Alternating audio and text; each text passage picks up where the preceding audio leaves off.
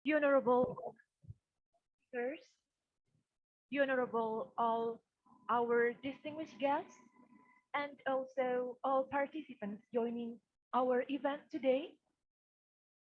Assalamualaikum warahmatullahi wabarakatuh. Welcome to the second day of International Conference on Educational Studies and Entrepreneurship, Sustainable Innovation Towards Excellence in Education and Entrepreneurship. First of all, let's raise our praise and gratitude to the Almighty God who still gives us mercy, blessing, and health so that we are able to attend our virtual event today. Ladies and gentlemen, it is such an honor for us to have two outstanding academics joining our virtual event today to deliver a keynote speech. The first is Bapak Sabri, PhD, from Universitas Negeri Makassar, Indonesia. And the second is Bapak Salut Muhyiddin, PhD, from Macquarie University, Australia. Ladies and gentlemen, today we will also have Ibu Dr. Ismarli Muiz, FC, MSc Psycholog, as the moderator who will lead the keynote session this morning. All right, ladies and gentlemen, without further ado, let me hand over the session to the moderator.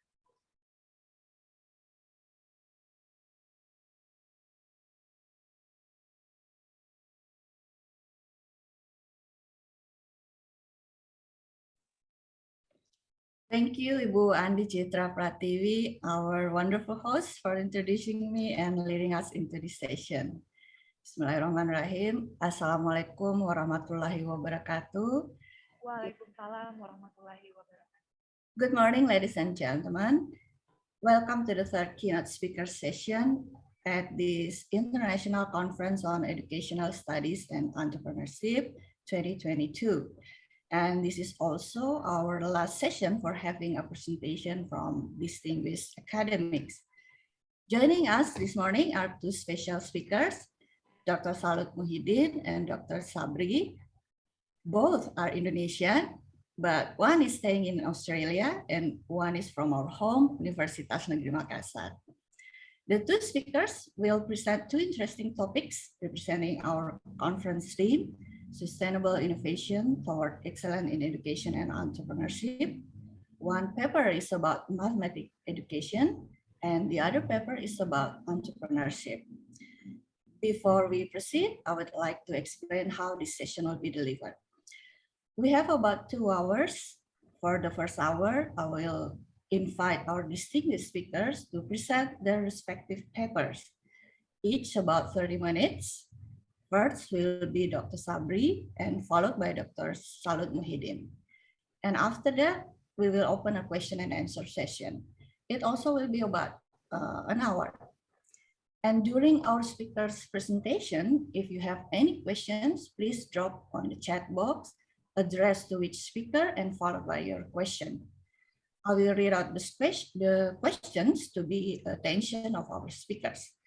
And if we have enough time, I will invite you to ask our speaker directly using the raise hand feature. All right, let's get into our first agenda. The first speaker is my colleague, Dr. Sabri. Good morning, Dr. Sabri.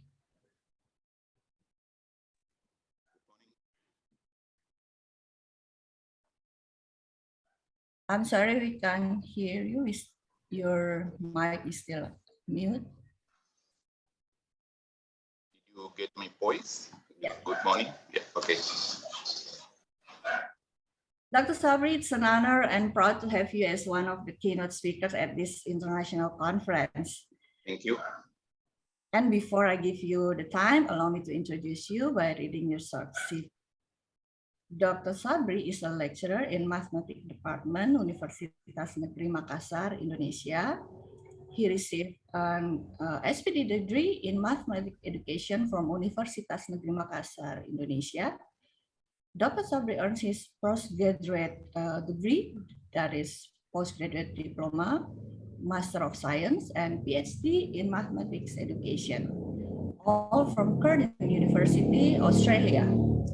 Dr. Sabri's primary research interests center on mathematical thinking, mathematical proof, mathematical abstractions, mathematical representations, instructional design, and teacher professional development. And for this session, Dr. Sabri will present his paper about the study of proof and proving in undergraduate mathematics learning. Dr. Sabri, please, the 30 minutes is yours. Thank you, Dr. Ismaili.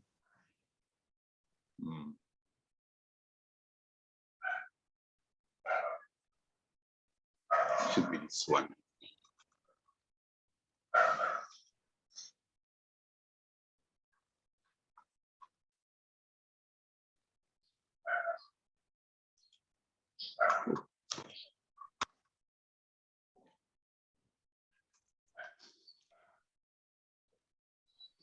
Bismillahirrahmanirrahim. Assalamualaikum warahmatullahi wabarakatuh. Good morning, ladies and gentlemen. Alhamdulillah, because today we are in the second day of this conference. First, I'd like to thank to Dr. Ismaili for introducing me, my old friend. Good to see you again here in this forum. And I would like also to welcome Dr. Salut Muhyiddin from Macquarie University. Thank you for being ready to present your paper in our conference. Even though I think you were contacted just in the last time for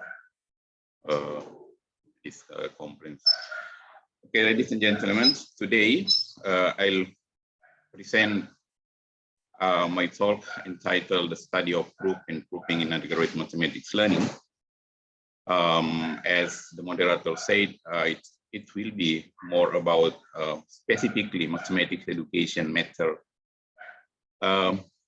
Actually, this is partially prepared for the previous version of the conference, which was actually focusing on educational studies and mathematics, but changes along the way, so we expand the coverage of the conference to include entrepreneurship and cross out mathematics in there. It means that people are welcome from any kind of educational studies field.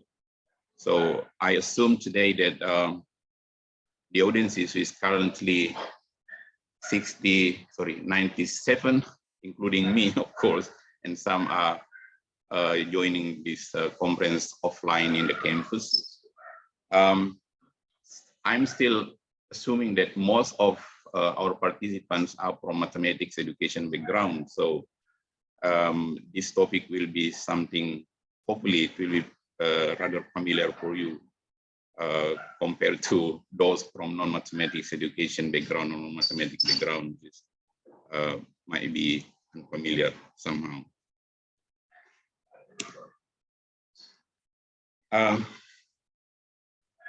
What motivates me or inspired me to talk about this one is the idea raised by Ernest last year that actually mathematics has dark sides. Yeah, quite stark terminology, I think. But what he means actually by dark side is that mathematics becomes a critical filter. It is a kind of impediment to equal opportunities. So when the opportunities should be open for all equally, mathematics comes and functions as a critical filter that will filter some of us if you want to enter any almost all higher education degree or professions. And also why it is called a critical filter, because mathematics is overvalued in the society, which is depending much on mathematics competencies, while we realize that not all members of society needs high level of mathematics certification, but of course, some degree of mathematical competence must be possessed by the citizens to function appropriately in the society. And the second interesting terminologies which is related to this dark side of mathematics is functioning as a gatekeeper. It is an access controller, means that mathematics is there in the gate to control who can enter the gate and who cannot. And like in the placement of the students when they are to join any kind of schooling, mathematics will be there to select, to function as a selector. And also when we expand our talking to university level, even though the students are not in mathematics department, some mathematical courses or unit are still compulsory for them, which means that it is keeping the gate as well. Once they get successful to pass the course, they can further to their study to the next semester, but once not, it means that they have to repeat maybe or been dropped. And as you may be aware of, that mathematics has been a notorious enterprise. Notorious is something that when you are famous, but in negative way or negative sense. I take this dialogue taking place between the boy and mother somewhere in England back in 2009, when the boy comes home and says to his mother, "Mom, I learned today that 5 apples plus 2 apples is 7 apples." And his mother replied, "So what is 5 bananas and 2 bananas?" And the boy, surprisingly, replies to his mother that, "Mom, I don't know. We haven't done bananas yet." I think if you try to look at critically in this incident, you may find some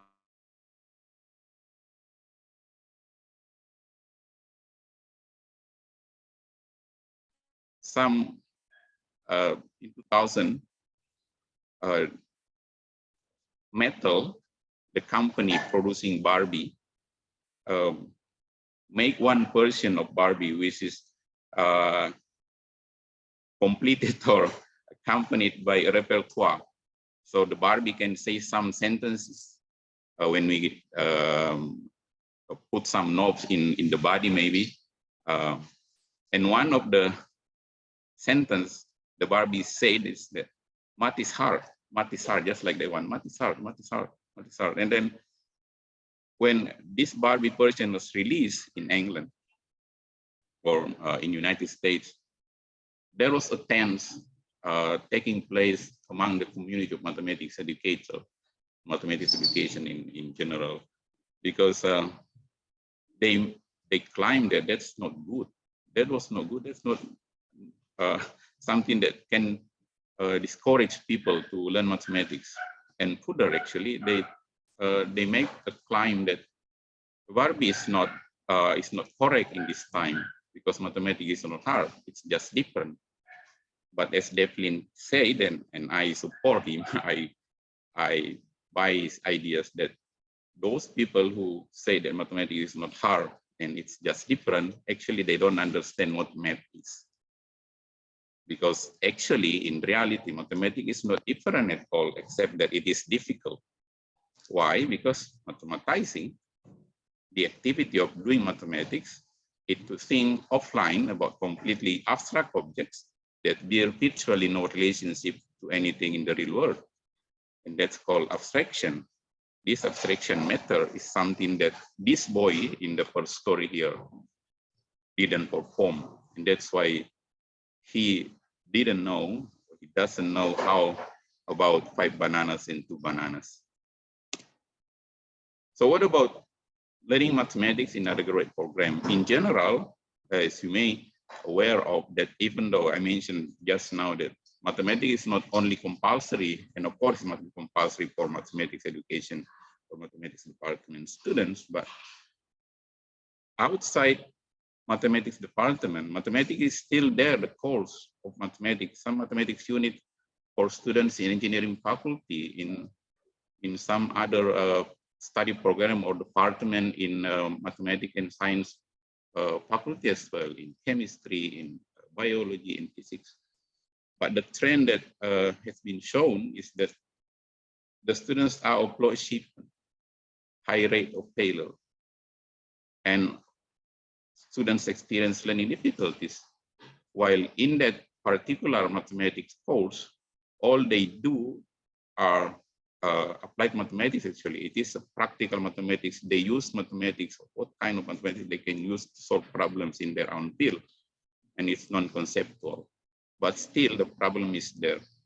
And not about undergraduate program or mathematics education or math. We know that we expect the students to be math prodigy. Actually, that's a very good reason to do mathematics as a life activity. But we know that not all students are math prodigy. Even I think I never found one student in our university here, University of Makassar, as math prodigy.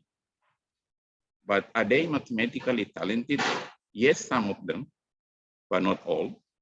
And then that's why I call that the undergraduate mathematics education or pure mathematics program is not a problem-free space. There are problems in there, problems in learning mathematics. And one of the place or the spot where the problems arise is when the students learning about proof and proving. This activity is characterizing teacher. Proving and proof in mathematics is totally different from the proof and proving that we do or other people do in different disciplines or different fields. Proof and proving is a culminating activities which is related and requires the employment of many mathematical learning objects. I will talk about learning objects later. And inside mathematics itself, when mathematics, just now I've explained that it is a critical filter. Inside mathematics, proof and proving become a critical filter for the students. So let's talk about what things that we learn actually when we learn about mathematics. Gagne mentioned that when we learn about mathematics, there are objects that we work on. And he classified the objects into two categories. The first is direct objects and the second is indirect objects. Direct objects is the thing that we directly deal with when we learn mathematics. The first is facts. It's an arbitrary conventions in mathematics, such as the symbol of mathematics. Numeral, for example, 3. 3 is numeral, it's not a number, it's a symbol of number. When we learn about set, maybe we use a subset. Then about geometry, we use triangle symbolized by that's a black triangle, sometimes just a white triangle. Log b, dx over dy is to represent or symbolize the differential or the derivative of function. And the second is concept. It's an abstract idea which enables people to classify objects or events and to specify whether the objects and events are examples or non-example of the abstract idea. So we have triangle, it's concept. We have trapezium, picture is there. We have vector, we have function, and you can say more and more concept. And the third object is principle. It's a kind of sequences or a series of concepts together with relationship among these concepts. And I can mention one here, talking about triangle. It's a concept, and the principle that applies in triangle is the sum of interior angles of a triangle is 180 degrees. That's principle. And the last is skills, the things to perform procedures, operation that should be done with speed and accuracy. For example, division algorithm for division, right? And notice indirect objects. There are 7 that I can mention here. also from Gagne, transfer of learning, inquiry, problem solving, self-discipline, making conjecture, proven theorems, here it is, appreciation of the structure of mathematics. So we see that even though Gagne mentioned that or classify these grouping theorems as indirect objects, but that becomes a critical filter inside mathematics learning. So where proof comes actually, we can see where the proof comes or appear when we look at the structure of mathematics as a body of knowledge. Mathematics is constructed from axiom, postulates, some undefined terms. So for example, we ask about what a line is. In mathematics, pure mathematics, for mathematics, a line never be defined. A point is undefined. So when you are asked what a line is, you will answer, a line is a line, a point is a point, because we didn't define, we don't have any definition. We just accept that one as something that we believe it is true, it is there. And from axiom, we derive definitions. Definition actually is a explanation of the concept. And from the concept, definitions comes theorem. So theorems is derived from concept of definition, and theorems goes down to proposition, lemma, and rules and corollaries. All these four are principles when you go back to the previous direct objects mathematics. And for these first two, axiom, postulate, definition, they are not to prove. They are just there. We believe it, we understand it, and it is true. It's down. But theorems, propositions, lemma, rules, corollaries, they must be proven. They must be proven. So this is where proof comes and make a great disturbance to students of mathematics. Okay.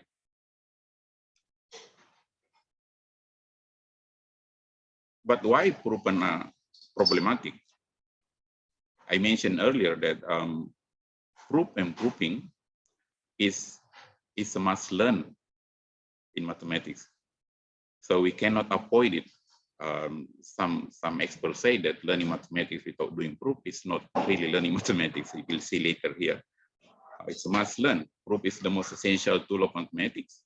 Learning without proof doesn't reflect mathematics, theoretic mathematics and practice. And no proof, no real mathematics learning. And it is important to understand the mathematical principle that I mentioned just now, theorem, proposition, etc. And proving is the best approach to developing students' abstract thinking.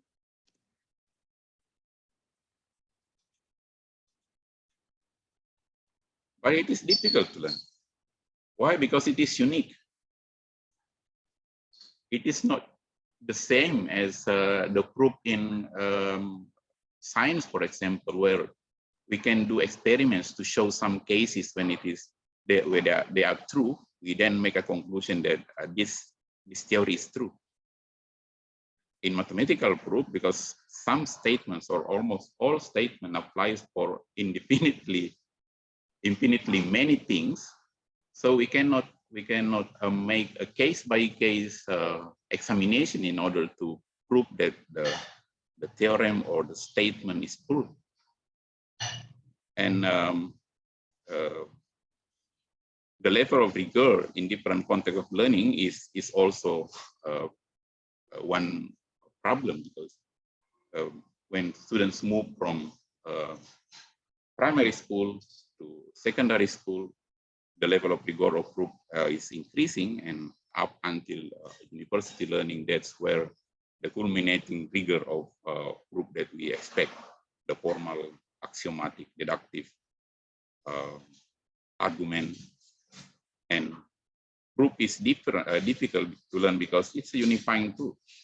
So you cannot do proof if you know just a little mathematics object, because it involves facts, it involves concept definitions, it involves proven mathematical statements, the other one, as well as mathematical skills. So what kind of studies that we can do in terms of proof and proofing in a university level or undergraduate mathematics education. We can focus our investigation on the students' conception of proof. Why? Because it is found that the conception of what a proof is influence the way the students learn proof. So the conception covers such simple questions maybe, but for students sometimes it's hard to provide an expected answer, such as what constitutes a proof? So what is a proof in mathematics?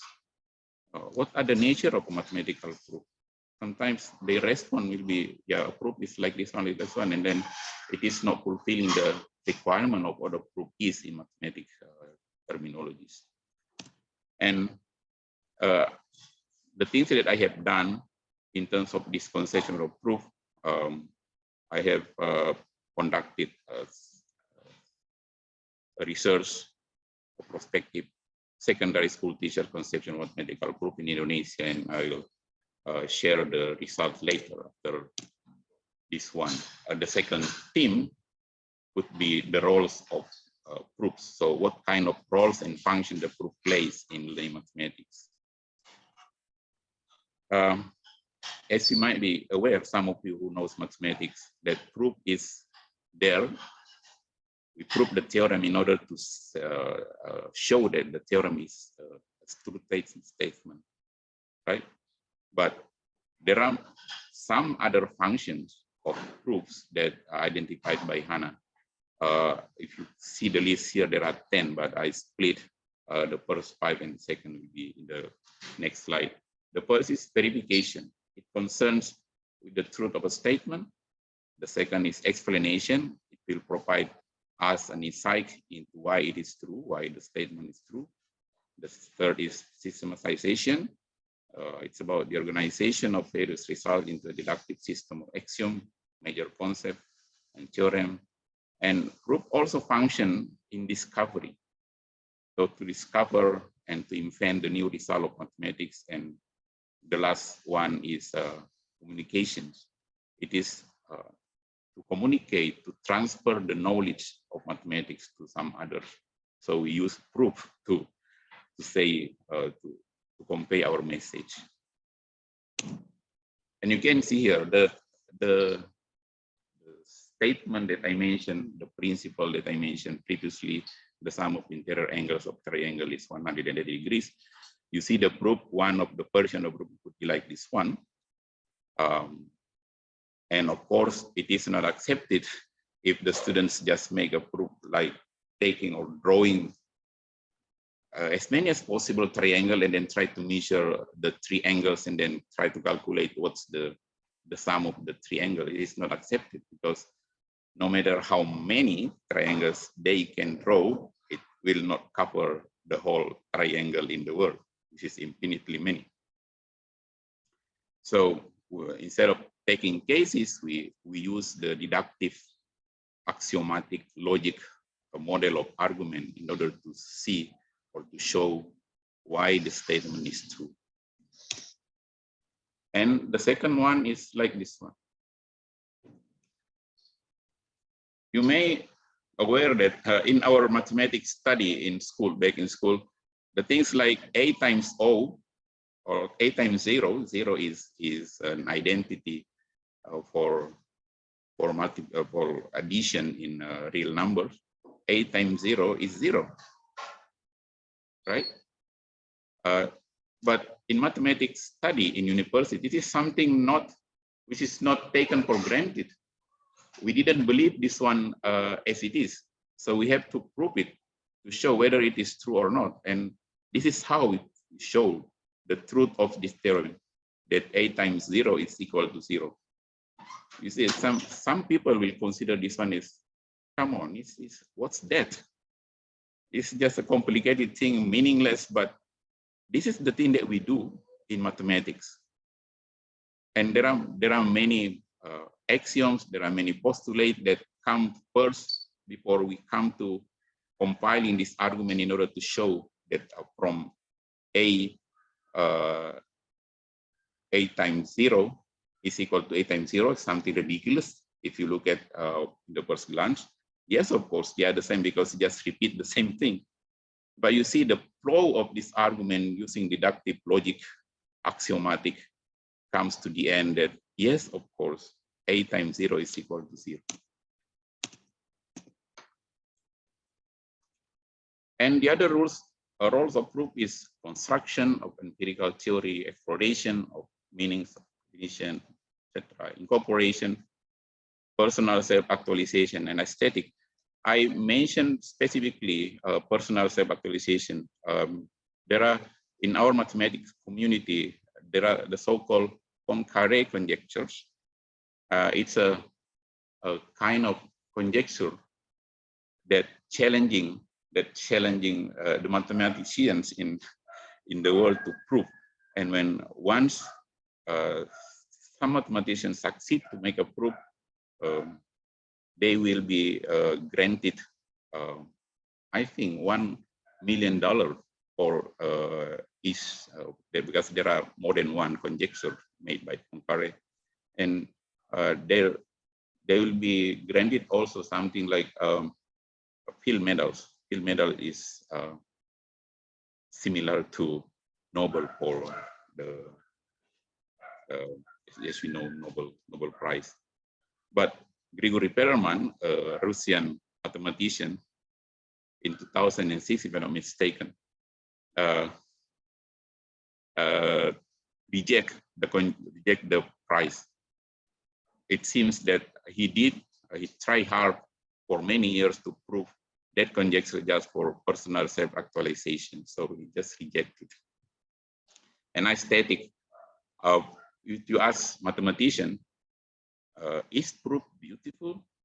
It depends, but most of them will say that yes, it's beautiful. There are some specific kind of proof that show the beauty that sometimes only mathematician can explain, or even cannot explain why it is beautiful.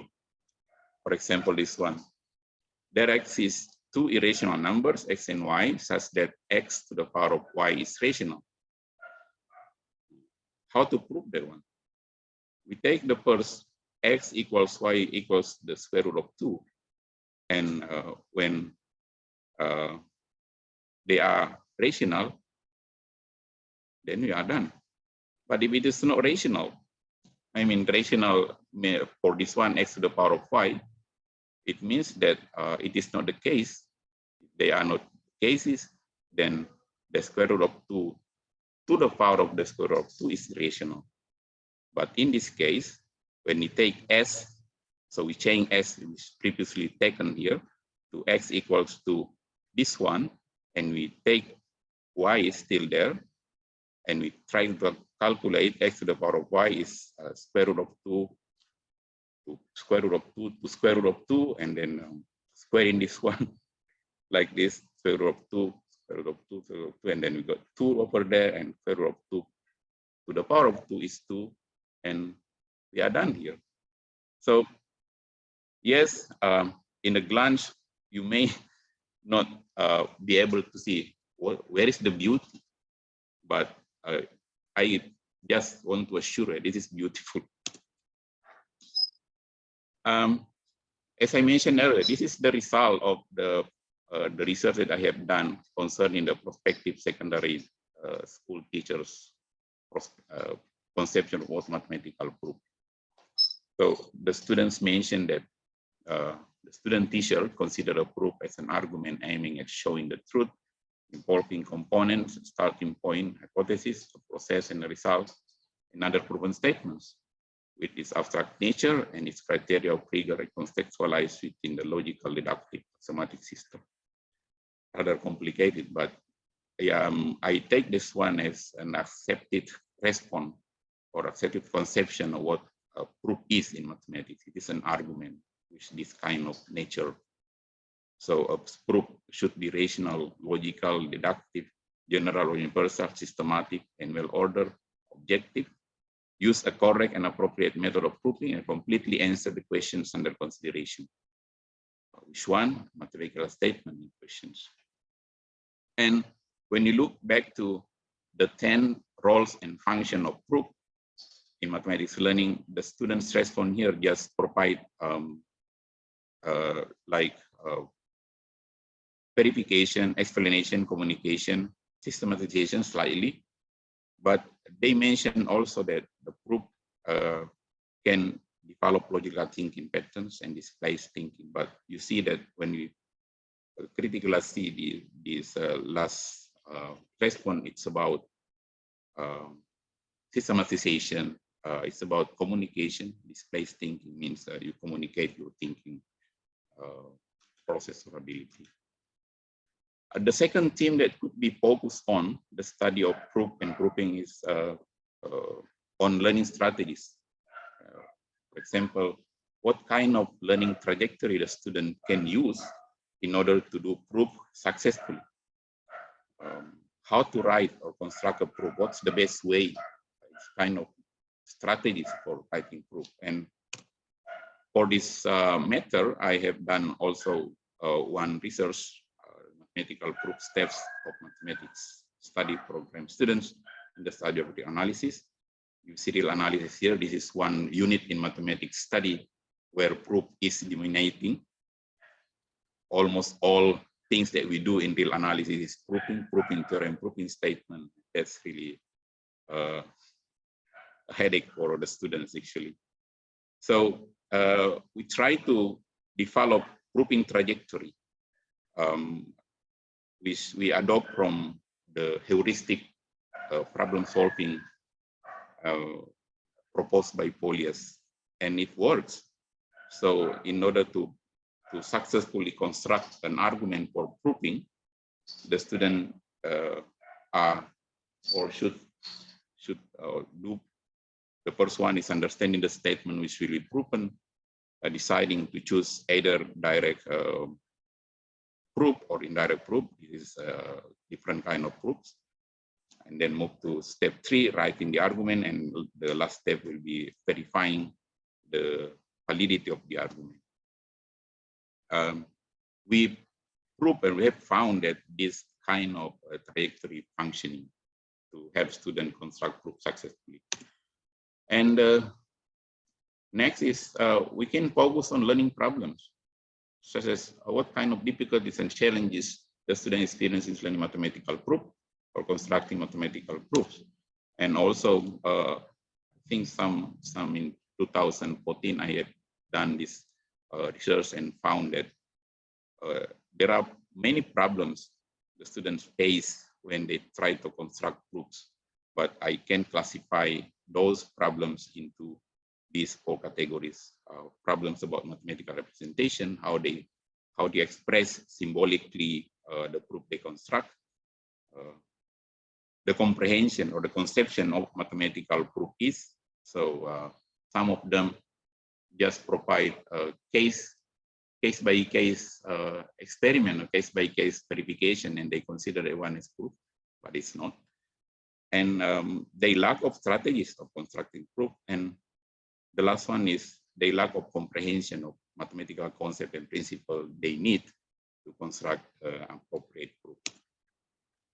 And the last is research about language constraint in constructing argument for mathematical proofs. I did this research last year, and we found that some constraints related to language experienced by the students when they are constructing proofs are the semiotic system combining the symbolic and visual representation being meaning different from that in oral or written language. So we use a specific systemic semiotic system, so it creates problem constraint for the students in their endeavor to construct proof.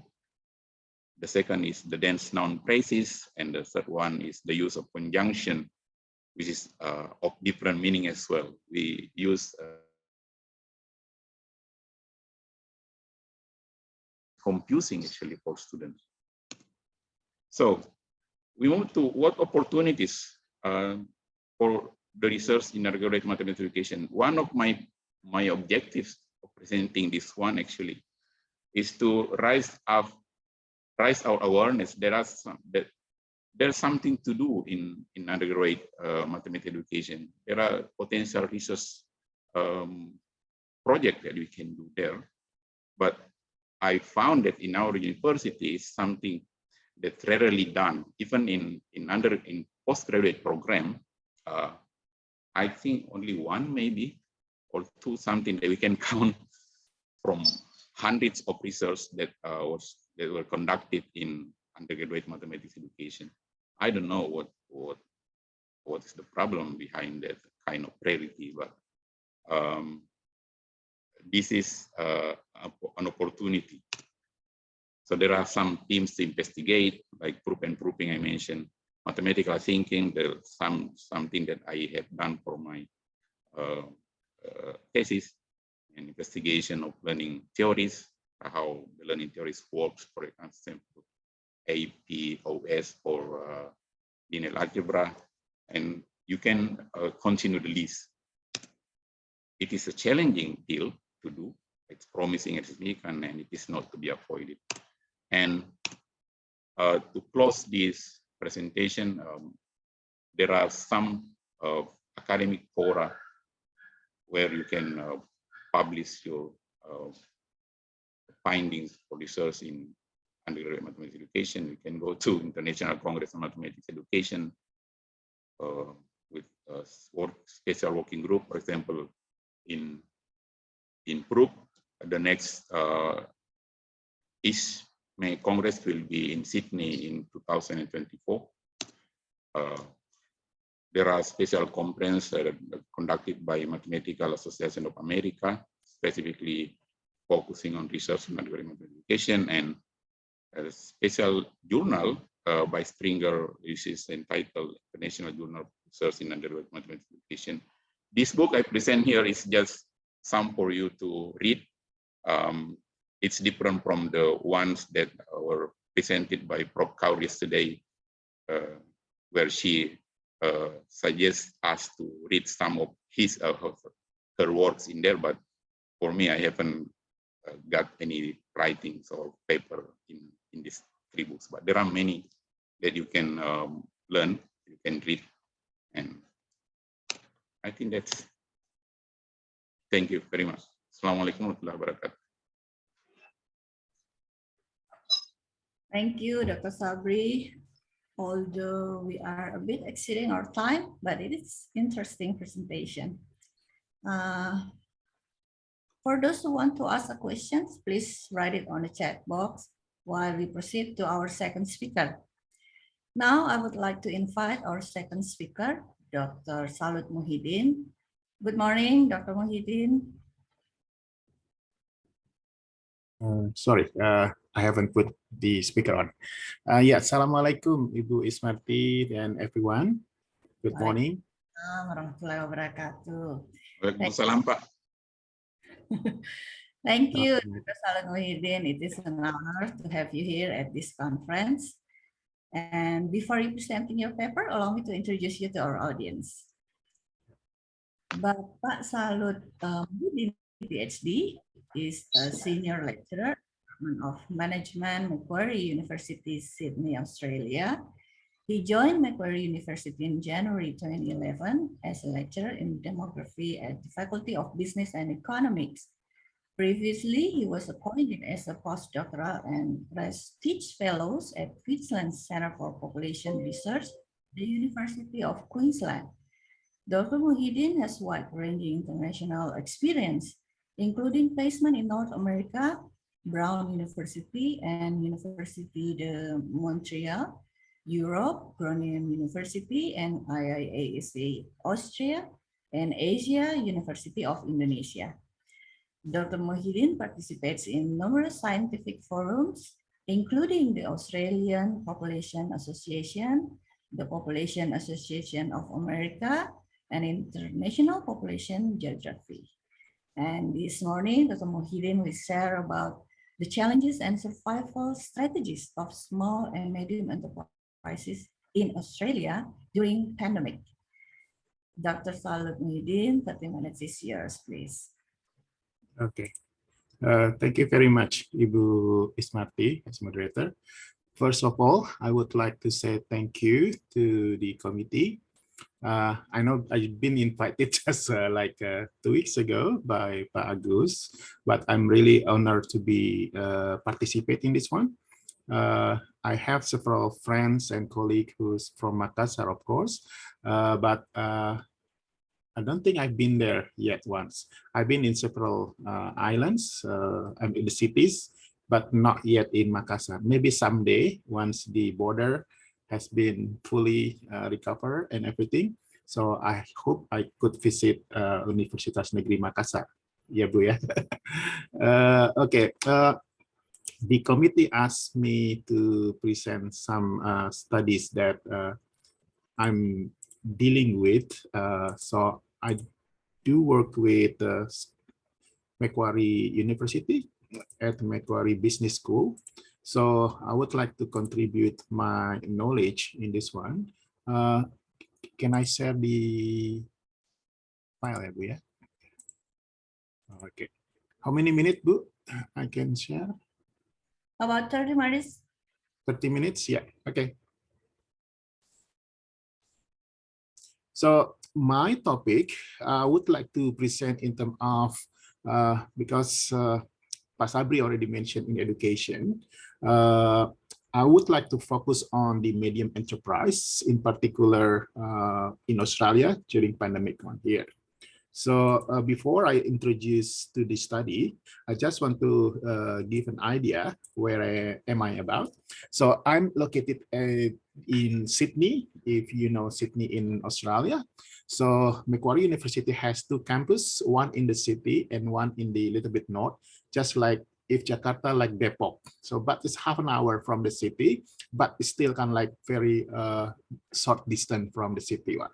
So it's very close by.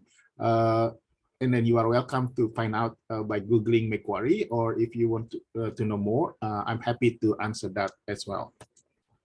So business and pandemic is very, very relevant studies in everywhere.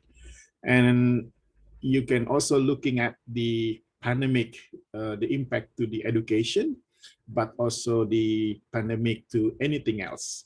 So the only thing that today I would like to highlight is about the pandemics with the small medium enterprise, because in Australian context, small medium enterprise is quite a big one. It's more than 60% for the sole traders or the small one. And then it's like 90% is more small medium enterprise. So the rest is kind of like big company as well. So I'm not going to have a lot of things because of the time limitation, but I'm trying to write it up after this one. So we're going to look about, well, it's not really going to talk about pandemic if we don't talk pandemic in the first place, and then impacts to the business, looking at more specific in terms of small medium enterprise in Australia and how they do strategy in terms of challenges as well as in terms of survival. And then I would like to highlight some 3 discussion points where everyone can ask, also can answer, or can comment later on. Yeah. So I think it's almost everyone knows about when it started and then when it's coming here. My point here is basically the pandemic this time is not, I mean, it's really, really very widely spread out. Sounds like a small thing in the first place, but then we found out that it's really the big challenge at the end, right? Just within a couple months, it's kind of like already spread out into 114 countries. So that's kind of how that's a very big one. According to the studies, when it was started from the epidemiology of infection, it was started from China. And then just because of there is a big connection from China to everywhere. So within a couple of months, that's kind of like, this is the index of how the COVID-19 can spread out very well. And then if you look at the African continent there, it's not really much yet, one, because at that time, it's not many connection yet to Africa. But today, because of Europe, America, and everywhere already been infected, so then there are some people from there. So that like the second step coming from that one to the Africa, as Africa has also become big and big one. Indonesia and Australia in particular have a lot of business with China. So that's why we can like very high significant impact on that one.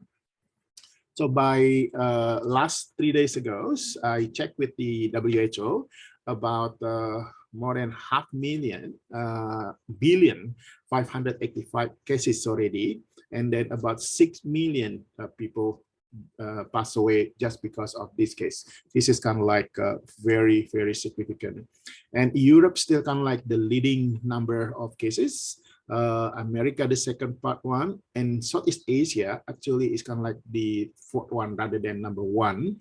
Even they kind of like starting that point one. So this is kind of like to show how big impact of this one. So what relationship with pandemic and the business and education now? I just want to highlight two things. The first one is who has been infected and where it spread, right? So this particular pandemic didn't care about your gender, whether you're males or females, whether you're young or you're old, whether you're still kind of like very healthy or not healthy. Once you get that one, you got it. I mean, like whether you're rich or you're poor, whether you're in the rural or in the everywhere, still kind of like that one, including with the businessman, student like yours or some of us, and then the educators like myself, and so on. Okay, so it means everyone and everywhere. In particular, where it spread is basically the place where commonly crowded. When we doing business, we need market, right? Market means we need some crowd. So that's kind of like the main idea where it's coming in. The same thing with education. You have class, you need some people in it. So you can't just kind of like do that. So that's why when it starts with the crowd, then the intention and then the risk is getting exposed big and big one. So that's the one. So the impact in particular is very huge. I just highlight one to the business and one to the education. So what happened for the education in particular, and also for the business, emergency strategy need to be done. And most of the time, because of we can like need crowd people, and then at the time crowd is not possible. So what we can do is basically just doing electronically.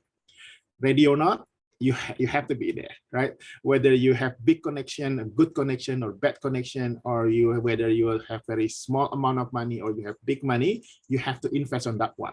The same thing with the business. You know, like my parent or my grandfather or grandmother, they say like, nowadays, even tukang sayur, you have online business.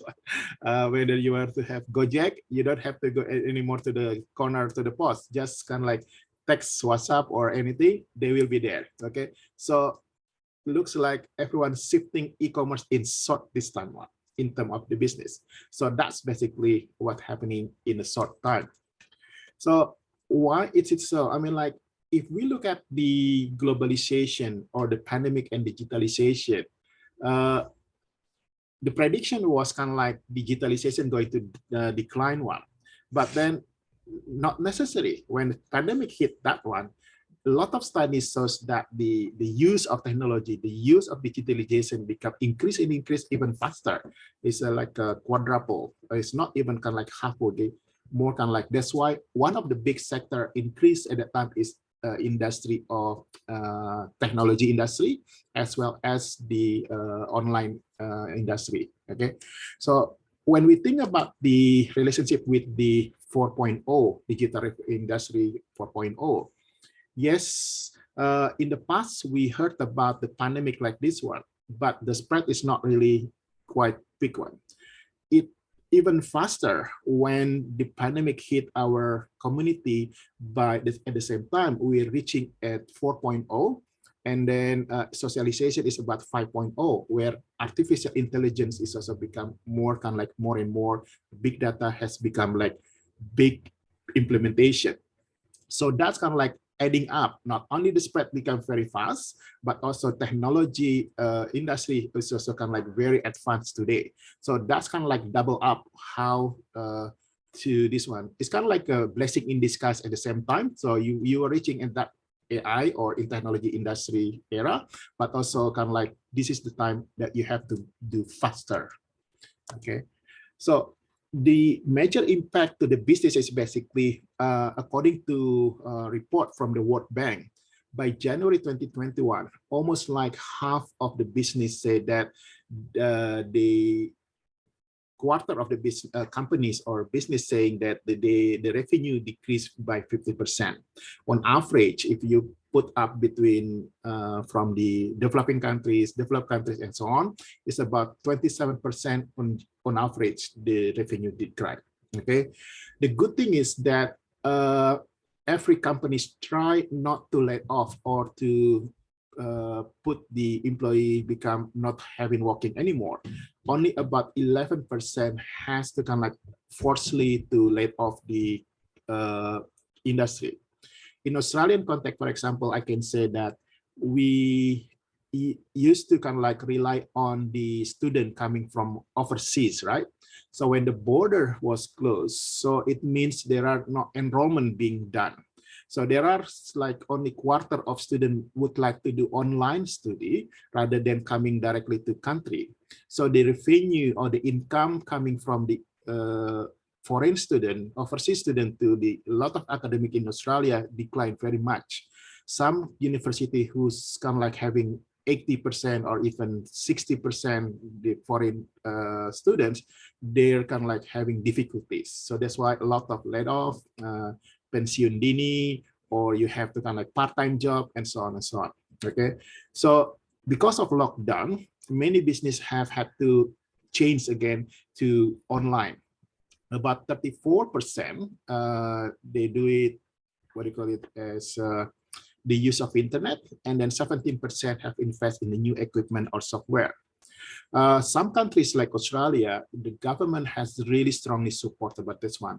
Unfortunately, but not in every countries. Like only 1 out of 10, about 10% in poor country or in the small medium enterprise companies, they can only get access to the support. Okay, so that's kind of like different between one country to the others, including Australia and Indonesia. In Australian context, I'm going to talk about that one. Now, shifting to the Australian context, how do you define a small medium enterprise? We know that there are some variation of how do you define small, medium, and big enterprise. In Australian context, this is based on their number of employee, number of workers they have, and then number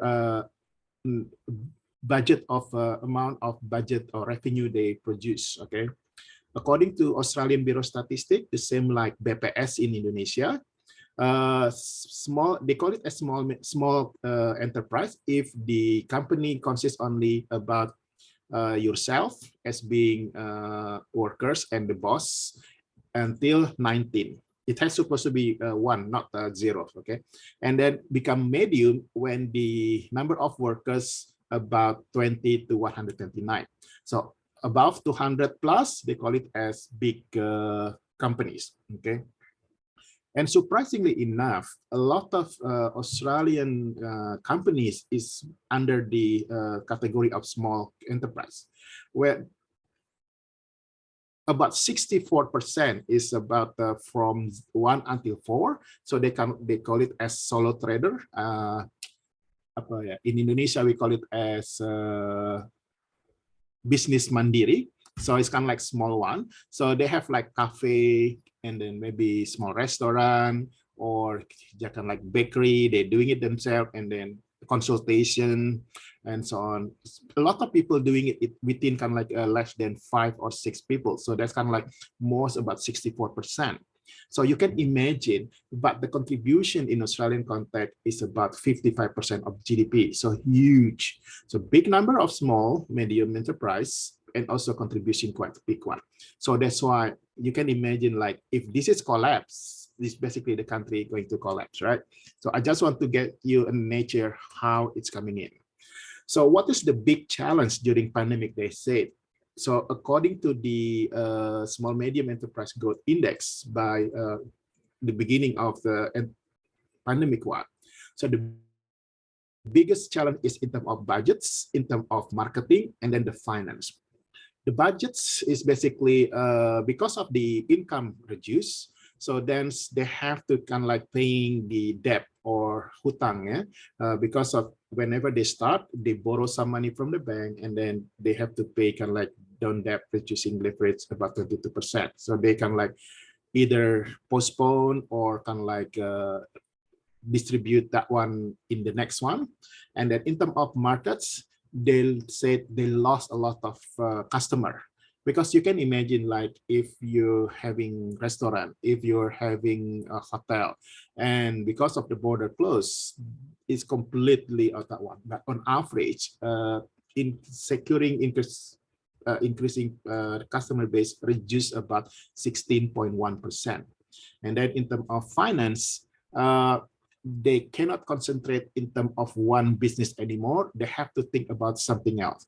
And also about investing in terms of e-commerce. Is if you are new to the e-commerce, it's quite very expensive. You have to hire the consultant, you have to buy package, you have to buy software, you have to buy a lot of things. So in terms of diversifying the funding base, so they have kind of like negative 16%. Okay, so most of the time they say the big issue is about cash flow issues, because no income, but you still have to pay. You have to pay the workers, you have to pay the rent, you have to pay the increase the electricity and so on. So 72% is that kind of like the challenge during the pandemic one. Another challenge is basically from the worker point of view. They doing kind of like working from home, right? You can imagine, like if it is something that you have to be face to face, and then the people cannot work just because of get pandemic or get sick because of that one or anything else, then they have to work from home. So this is the situation, why the main reason why you prefer to do at home. And then this is kind of like the situation about during the pandemic, when they said the sector is declining in terms of demand, they really want to have kind of like another training. So someone who used to be kind of like maybe in the hotel industry, they move to kind of like something like more selling something online. So they need kind of a lot of new skill, and then they need kind of like new training into that one. So that's why a lot of kind of like subsidy in terms of new training one. So what big sectors by last March and April, according to that one. So the big sector who declined is in terms of accommodation and food service. That's kind of like the biggest lose.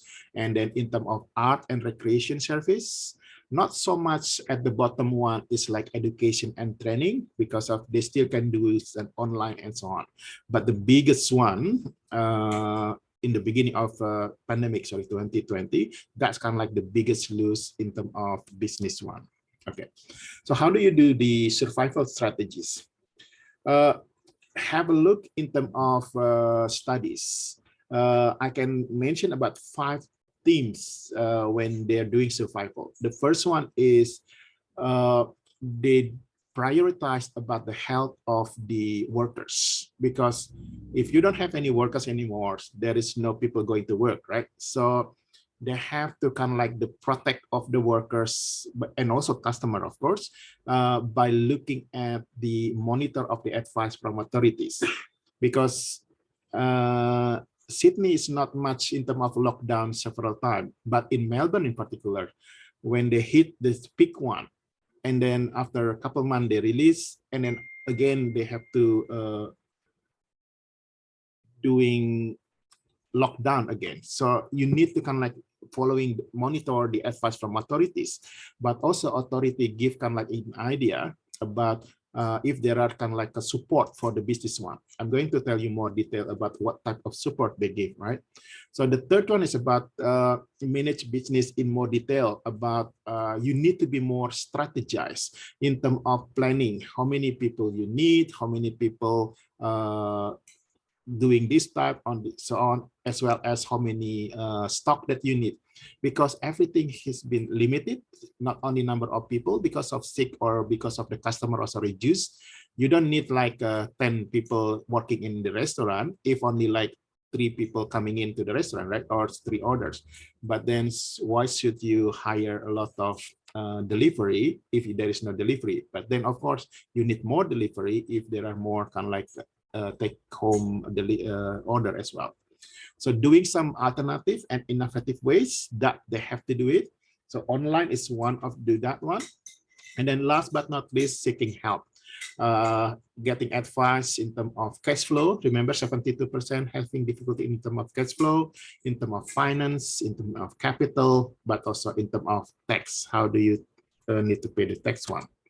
So this is just give you an idea about how Australian government respond to this one, and then what they done. So what I highlight here is basically the early one when it's declares in, not necessarily when, yes, everyone hear about the coming the pandemic, but it's not really big one. So just by almost the beginning of March or the end of February, then Australia declared this is kind of like, yes, it's getting difficult one. So the first stimulus in implemented in March, and then second one is job seeker package is in April. Job seeker package, it's mean if you lost your job because of this pandemic one, so you got like a minimum upah minimum, like a minimum wage. So then you claim that I used to work 40 hours, now I lost about 20 hours, so I would like to get paid the 20 hours from the government, but with the minimum wage. Maybe like it's usually they got higher, but because of the pandemic, government can only pay like this is the minimum or the basic payment one. But still, it's good rather than you don't have anything else. Okay. So what type of support from the government, including for the business, tax-free payment? So if your revenue or your budget up to 100,000, so you're free from tax, and then you got safety net. If you basically like within 6 months, you got hit by this one, you got kind of like some support. And then if you need like more capital, like modal, then you also kind of like have access to that one with very soft, very low rate. And then, as I said, job seeker payment. So if your worker kind of like lose their hours because of this pandemic, so they got kind of like a incentive, but very minimum is better than rather than you don't have anything else. So the key point here is basically they try as the best to support to make them survive. Okay. So remember when I highlight about one of the strategy is doing innovative way. Okay, one innovative way here is basically in the post-COVID era in particular, we need to kind of like shifting from that one from non-online to more online. So a lot of people's like in the food industry and also in hotel is really kind of like really hard not yet to do online one unless they're doing some tourist one. But digitalization is become like one of the option one, and online shopping, sharing, right? Also social media become like one of the innovative way they do one. A lot of studies shows that whether you have to do it comparative between doing business as usual compared those who are doing it innovative way. So basically, I didn't put here in terms of they call it as a K, what do you call it? Like huruf K. So basically and some industry kind of like doing very well, increasing, like digital and computer increasing. Some other industry doing bad things. It means like the K going to the bottom part. And then some other just fine. It's just kind of like in the middle one. So the K curve of the business happening in during the COVID era here. So the food industry and the hospitality, basically, they got hit in the first one, become like declining. But because of the innovative way, they said it become evolved, and then they can scale up again to the next level one. So what happened is innovative in business, you need to kind of like doing not only right away coming adopting that one, but you need to monitor all the time, because sometimes it may not part of your strategy. So that's what they found. So re-evaluation and then kind of like re-innovative to make happen, because it's just like trial and error. Some sectors is applicable very well. Some other sector is not working very well. Okay. This is what I'm coming to the end of the presentation. I would like to ask your question about the post-pandemic that been challenged to the small medium enterprise. Okay, so during pandemic, as I said, there are plenty of shifting, right? You're doing say like some very big sectors I already mentioned is the hospitality and food industry one. People get used come to the place, and now they mostly online. So the question is that the post-pandemic, what is your strategy? Do you want to do like 50-50, doing offline and online, or you completely go back to the place where you before? There are some advantage and some disadvantage doing online or offline, right? As I mentioned, small medium enterprise usually very limited sources in terms of capital.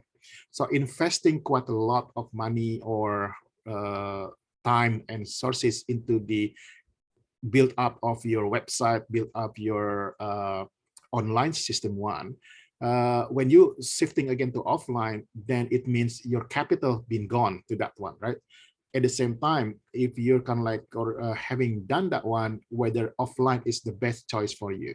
Okay, so the big question here is basically about sustainability. Yes, we expect this type of pandemic is not going to happen again, but what happened if the pandemic, something like this again, coming and coming again, whether your business becomes sustained or not. So that's kind of like the big question they kind of like facing today, whether they should do it just like business as usual, or kind of like innovative, stay in that innovative way, or you should kind of like somewhere to modify in terms of sustainability is this one. I think with that words, I would like to close my, and I would like to congratulate with the University Negeri Makassar for the Dis Natalis 61. And then if everyone would like to study or to kind of like visit again Sydney, you are welcome. Thank you very much. Thank you, Bapak Salut Muhyiddin, for your insightful presentation. And ladies and gentlemen, now we proceed to Q&A session. I would like to invite all our participants to give a comment or give a question to our two speakers. Dr. Sabri and Dr. Muhyiddin, we have several questions here on the chat box. Oh yeah, I will do. Yeah. And first, for Sabri, question from Ulfa Aulia Idrus. Some research found differences in criteria of proof among mathematicians, mathematics education community. In other words, there is no agreement yet regarding standard criteria of proof. How do you see this phenomenon? May this affect students' conception of proof? And what might be good ways to prepare secondary school teachers about proof while there is no standard criteria and while the criteria of them wearing an undergraduate student hat and a prospective teacher hat may be different? I invite you to directly answer the question, Pak Sabri. Okay, thank you. Very good question, I think, from Ulpa. Yes, that's the interesting situation in the community of mathematics as well as in the community of mathematics education. Because when you mentioned that there is no kind of agreement between those two communities, what I can say is even inside the community of mathematicians itself, there is no the so-called single criteria or single criterion for explaining what a mathematical proof is. Even the last research that I heard, I read somewhere in Europe that it presented a kind of a list to explain what a mathematical proof is. So there is no single single simple definition of mathematical proof, but they just make a list of what possible definition of mathematical proof, and it really depends on the kind of mathematics they are doing. Like in applied mathematician, they have different ones also, but for formal mathematicians who are doing mathematics for the sake of mathematics itself, the agreement is there actually in terms of the rigor, the deductive axiomatic system that should be employed. Something that can be different in that particular matter is the level of details that they have to put in an argument. For example, I can mention to you a t-test, a t-form of proving, where the proof, so the statement to prove is written up there, and then the step of proving is in the right side, and the reason for all the steps in the left side. So just kind t-form. But that's one version of proving something. Whether for certain sub-communities, it requires us to provide as much as possible details to support every single steps we put in argument or not. It's really depend on the standard the community has.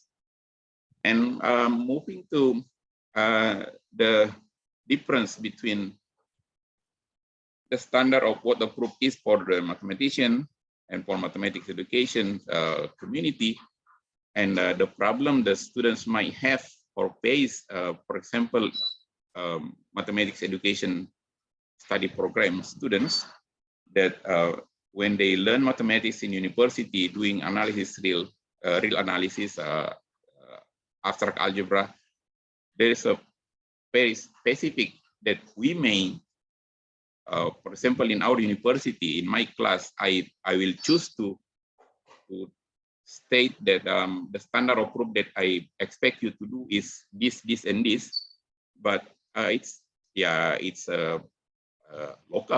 locally stated. But that's not a problem actually, because once the students move to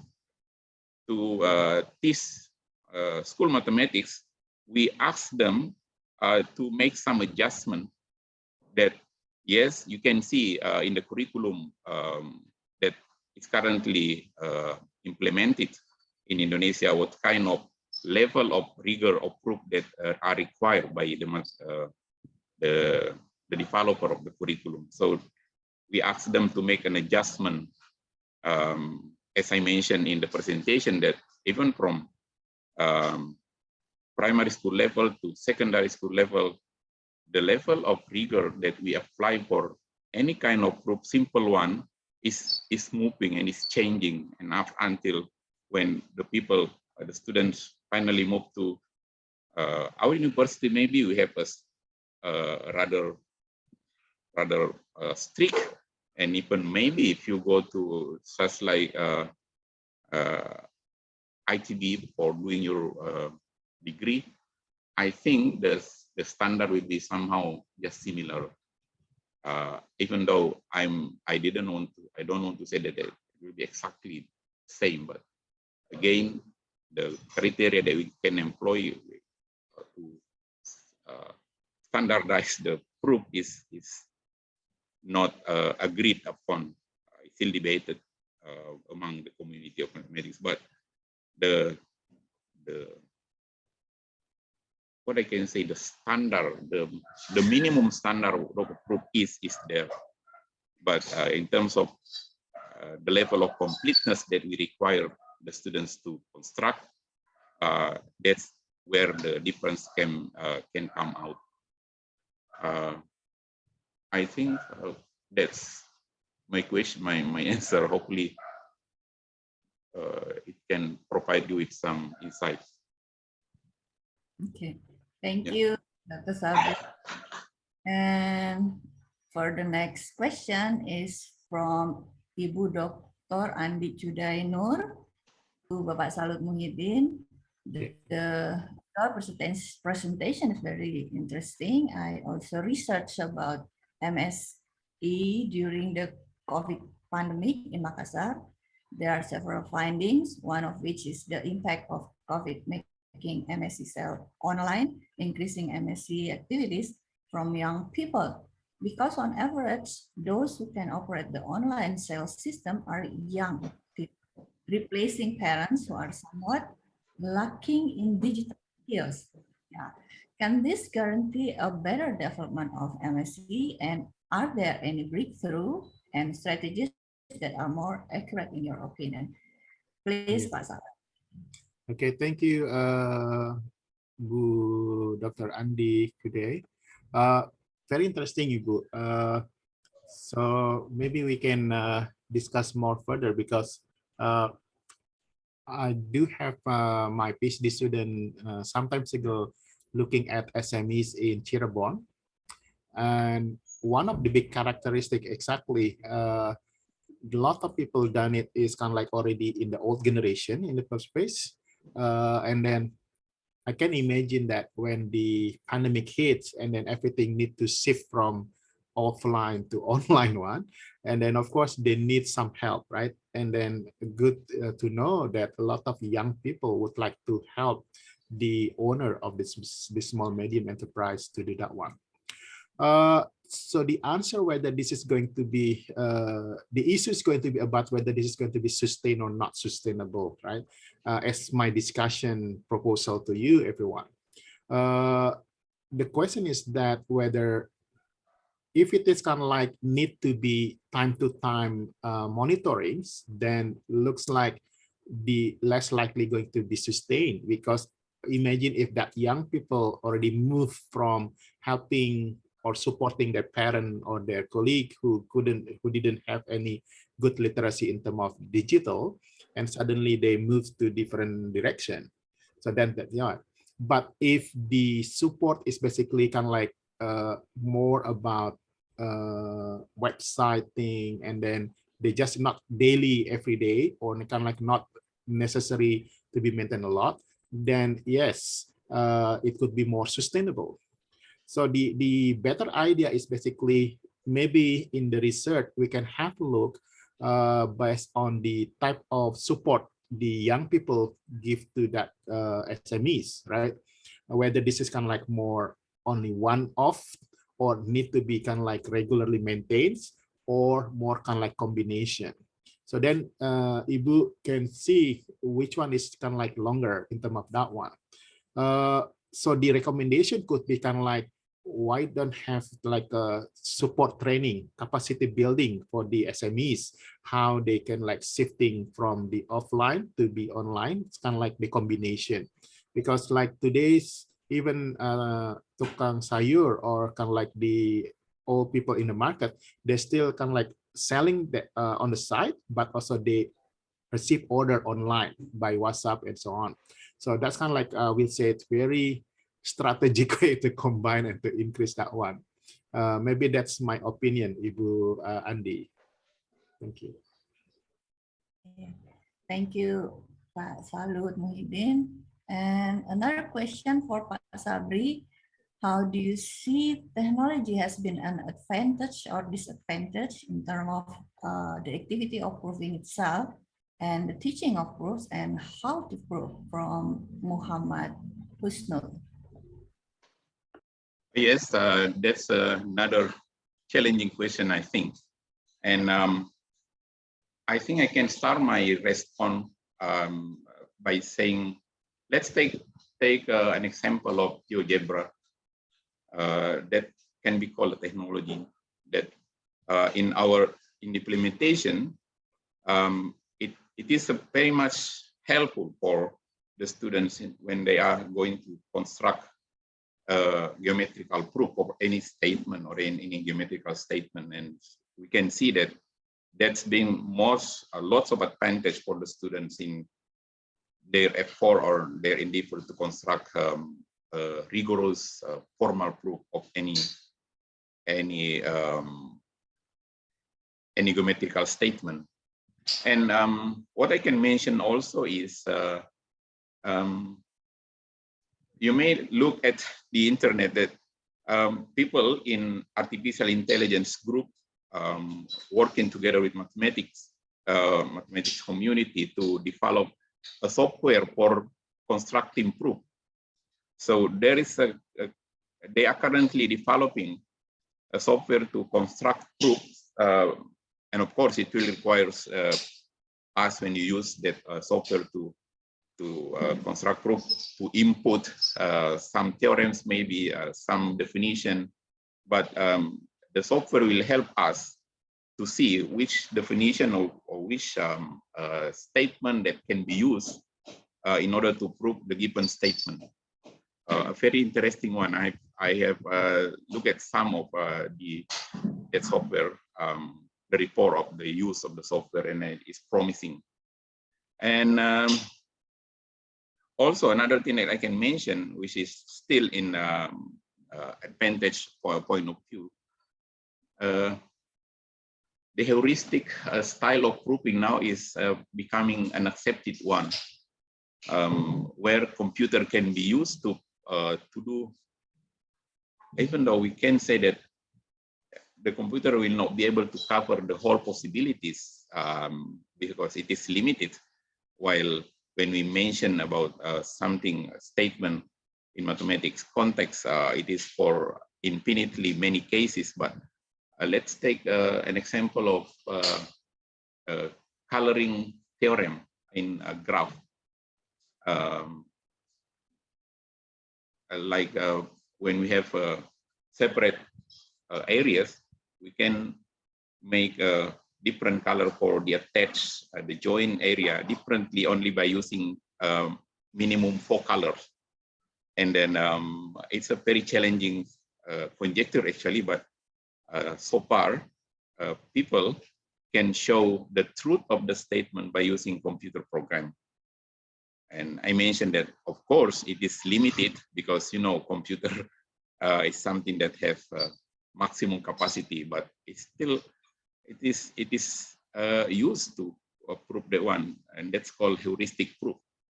So it's rather different from a formal proof that use deductive logic axiomatic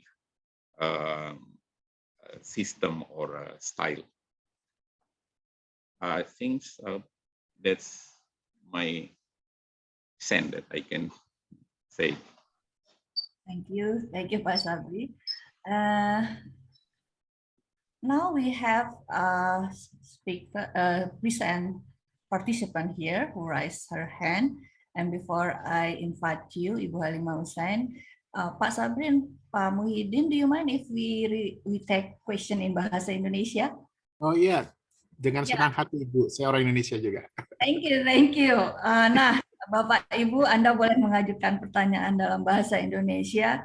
Saya yakin, seyakin-yakinnya para speaker kita pasti akan paham pertanyaan Anda. Silahkan. Okay, first Ibu Halimah Hussein, please, you can unmute your microphone. Please unmute your microphone first.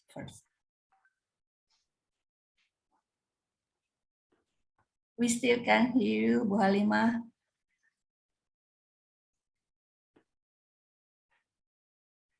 Bu Halimah, can you hear? Belum di mute Bu, belum unmute Bu. Bu Halimah, please unmute your microphone. Bu Halimah. Belum menyala mikrofon tak Bu? Yes, ya karena saya di dalam ruangan, makanya saya harus pakai mikrofon dari dalam. Okay. Oh, itu termute lagi. Termute lagi. Mute it again. Tadi sudah terdengar, sekarang termute lagi Bu Halimah. Kalau ada yang bisa bantu Bu Halimah di situ. Yeah. Is anyone sit next to her maybe? Siapa yang bisa bantu Bu Halimah, silakan. Bu Halimah, kita belum dengar Bu Halimah. Oke. Oh, oke. She's moving Kita to find tunggu. some spot.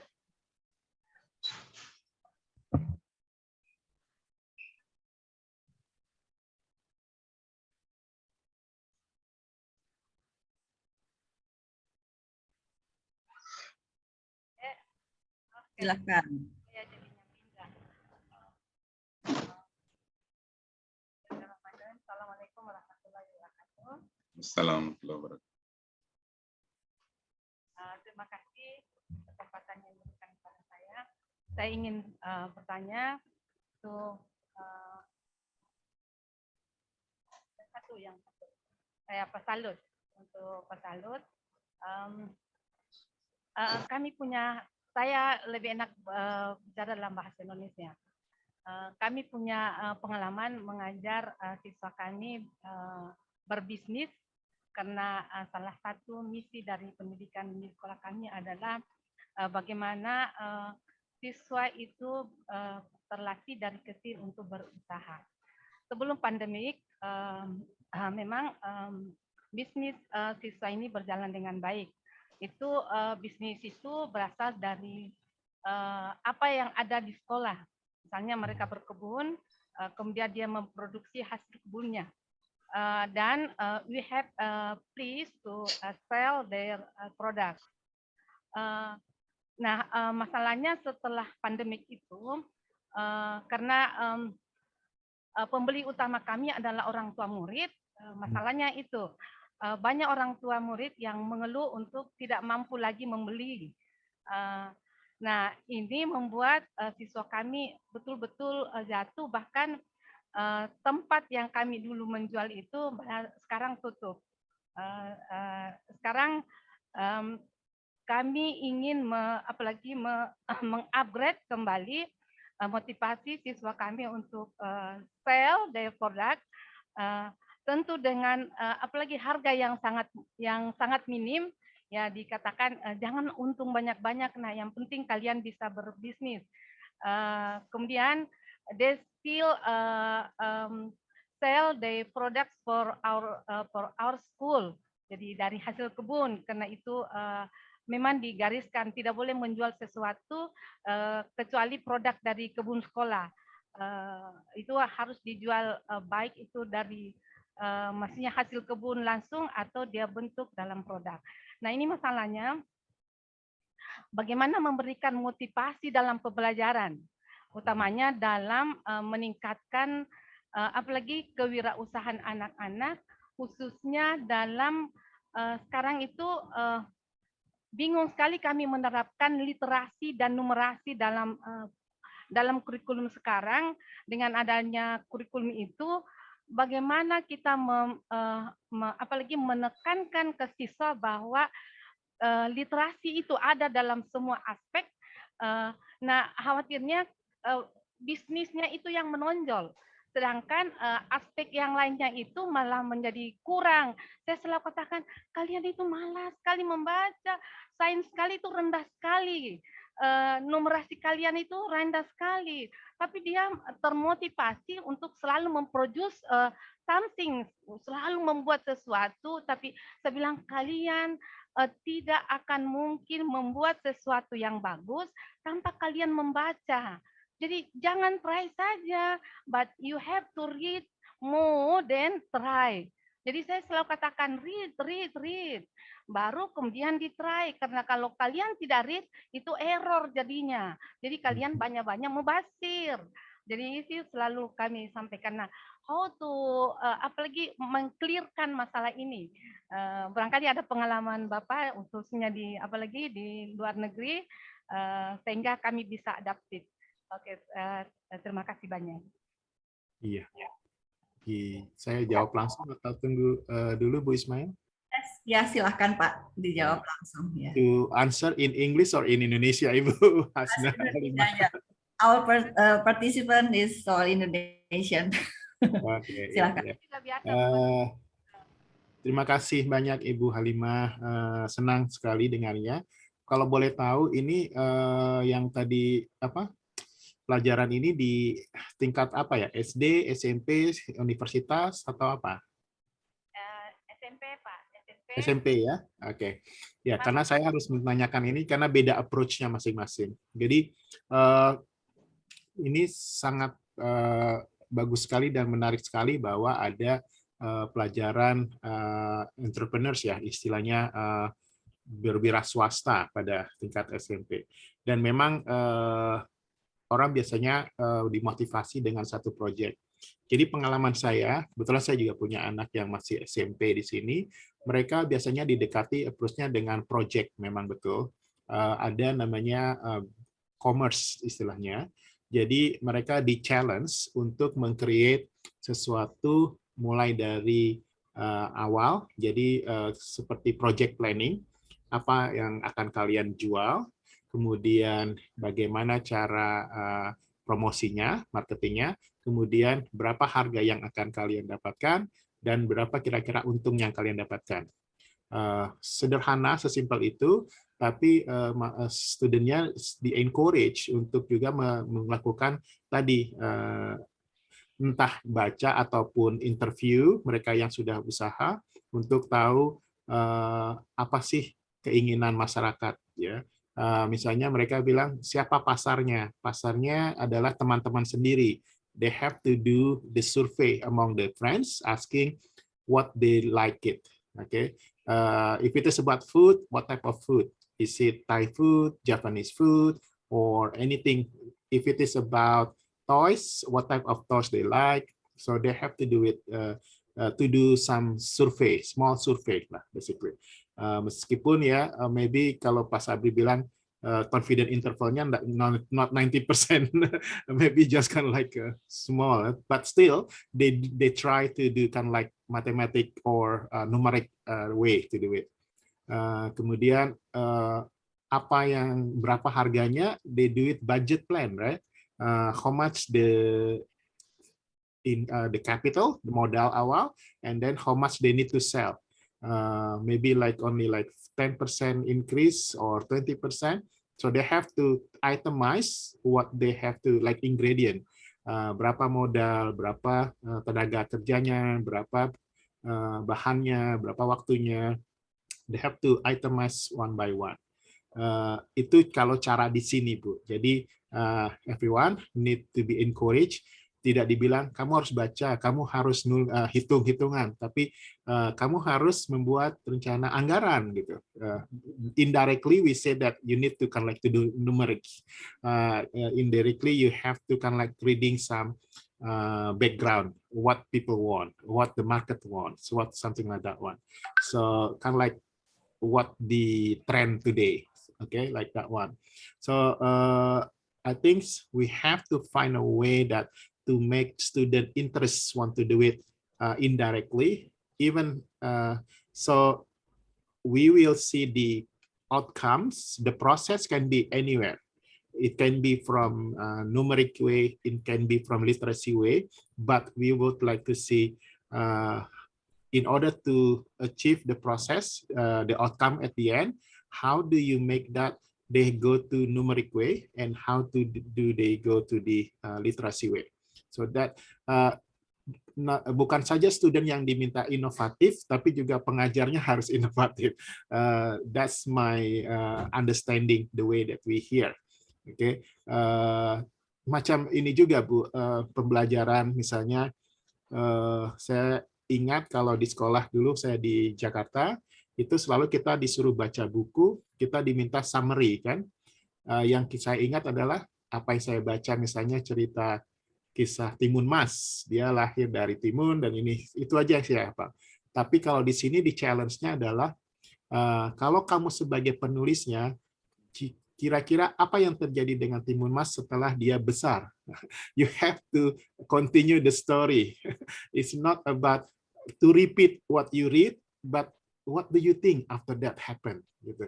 Itu men-challenge kreativitas anak, men-challenge about kalau dia pernah baca buku lain, dia bisa combine dengan cerita itu, ya kan? Misalnya dia baca cerita bawang putih, bawang merah dan sebagainya, dia mungkin campur aduk nggak apa-apa, tapi di challenge adalah dari pendidiknya kepada studennya untuk lebih menggunakan apa sih yang dia punya, ya. Dia punya pengetahuan tentang matematik dipakai, dia punya pengetahuan literasi dia pakai, dia punya pengalaman baca buku lain dia pakai. Jadi encouragement how to stimulate them to be more innovative. Gitu aja. Oke. Terima kasih Bu. Thank you, Pak Salut Muhyiddin dan Ibu Halimah. Is there any question from from audience? Or from the room in the ICT? Do you have any question? No? No more? Question, Bu. Oh ya, silahkan. Silahkan. Dari Thank you very much.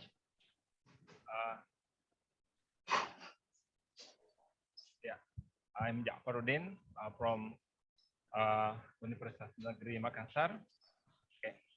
Thank you very much, Dr. Sabri and Dr. Salut Muhyiddin for the informative and interesting presentation. And I address this question to both the speakers. For Pak Sabri, Dr. Sabri. Yeah, I think the mathematical thinking, the reasoning, and the usage of argumentation are still necessary for the construction of mathematical proof as one of the higher level skill showing. And I think to solve a problem that consists of mathematical proof are necessary for the deeper understanding of mathematical principle, especially in the connection between the concept of or direct object of mathematical learning. And I think, as you mentioned in your presentation, I conclude that there are three attributes of mathematical proof created by students. The first is mathematical competency, and the second is mathematical writing, and this is the last.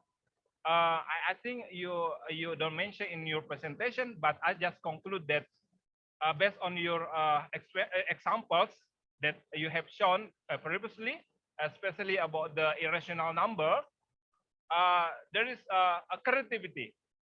However, the mathematical creativity in this case is different with the common creativity to solve other problems. So, but actually, I cannot formulate what kind of the creativity. So, what do you think about this? And for the Pak Salut Muhyiddin, yeah, I agree with you that in the post-COVID era, we need to emphasize the value, quality of life, and creating a meaningful work. But according to me, after this pandemic, there have been political, economic, and international trends that can be lead world in negative emotion. For example, war. Yeah. So I think we will face the problem. So, according to what do you think about this? What we should prepare for this? For this situation. Thank you very much. Thank you, Pak Jafar. First, please, Pak Sabri. Yes, thank you, Pak Jafar. Another interesting question, I think, regarding the creativity in proofing. But thank you for summarizing those 3 points from my presentation that in expressing or reconstructing a proof, there are 3 components that could be found there: the competence, the expression, the representation. It's called mathematical writing, and the third is beauty, which is should relate to the creativity aspect. Yes, I remember yesterday the talk by Bu Madiha mentioned about creativity, and but that's another matter of creativity measured by the fluency, the what's called that, the novelty, and I forget another one, fluency, novelty, and I just forget it.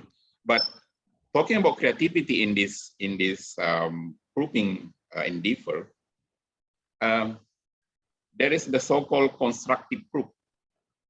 So we challenge the students by giving them a statement or might be a conjecture, and then we just ask them to try to do anything, employing their thinking ability to to construct a proof just from, we can say, starting from scratch. So it is not a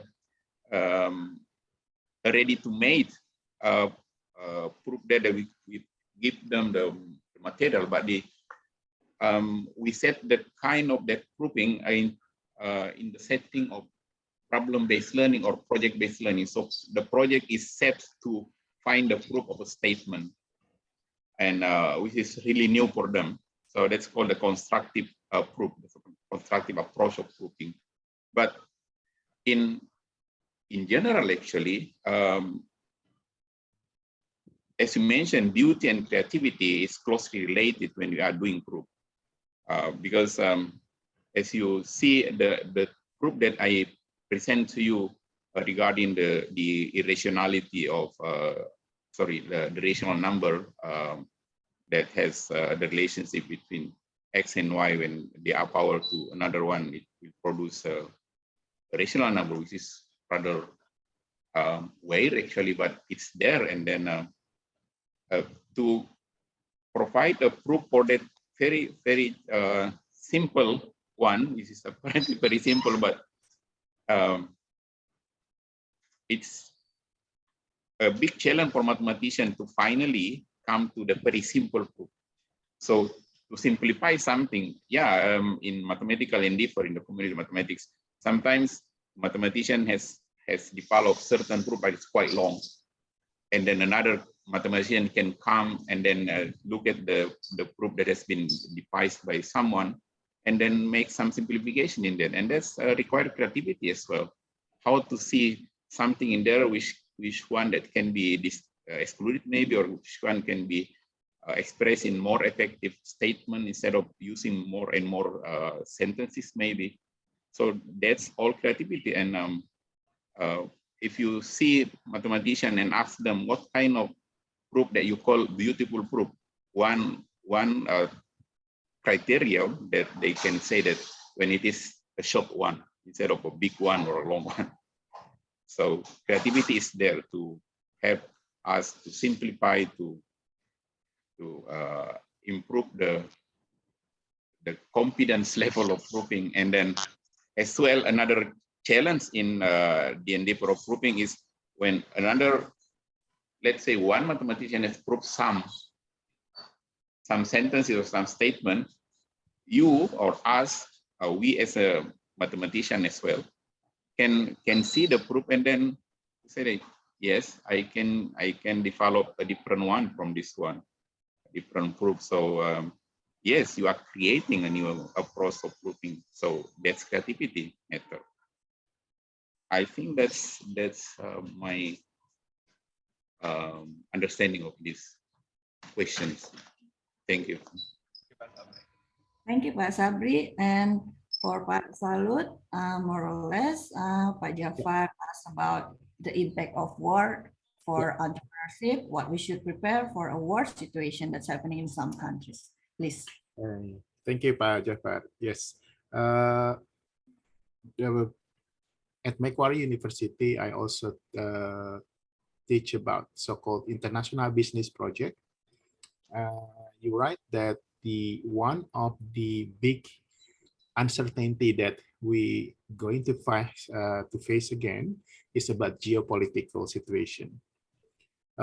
Just between in terms of supply chain, for example, we do have some issues about supply chains coming from China to everywhere, right? So everywhere, every time we want to buy something, they always like made in China, and then suddenly there was a geopolitical situation, and then just recently about Ukraine and Russia. So there is always kind of like some geopolitical situation going to affect the business. So the supply energy to Europe is also being blocked because of the Ukraine and Russia. And then a lot of supply chains, the product from China also being blocked or being not distributed clearly between China and to other countries, in particular the competition between China and America. So what happened is we try to diversify of our resources. Indonesia got kind of like again, blessing disguise in this one. So what the business usually in Australian context, what they do is they try to re-alternate about the sources. So that's kind of like trying to avoid of the impact of the geopolitical situation.